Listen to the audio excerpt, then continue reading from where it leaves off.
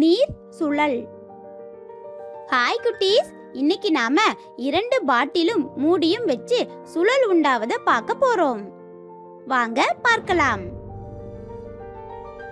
இதுக்கு தேவையானவை 2 பாட்டில்கள், இரட்டை மூடிகள் மற்றும் செல்லோ டேப். இது மட்டும் இருந்தாலே போதும்.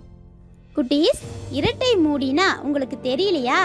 இது 2 பக்கமும் பாட்டிலை வைத்து திருகிற மாதிரி இருக்கும். 2 பாட்டில் மூடிகளை எடுத்துக்கலாம். இதுல துளைகள் போட்டு பின்புறமாக ஒன்றுடன் ஒன்று சேர்த்து டேப்பை இந்த மாதிரி சுத்தி நாமே செய்துக்கலாம். இதுதான் இரட்டை மூடி.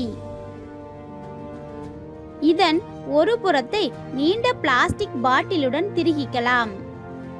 இதன் மறுபுறத்தை நீர் நிரப்பிய ஒரு பாட்டிலுடன் திருகவும். இங்க பாருங்க, இங்க 2 பாட்டில் இருக்கா? ஒரு பாட்டில் மேல இருக்கு, இன்னொரு பாட்டில் கீழே இருக்கு. கீழே இருக்கிற பாட்டில தான் தண்ணீர் நிறைய இருக்கு.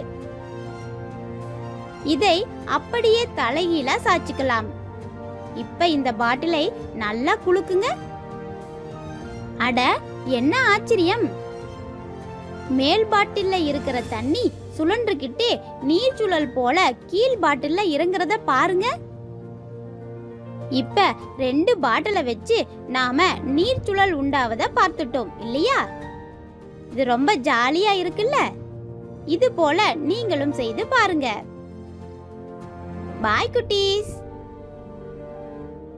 இதன் அடிப்படை தத்துவம்: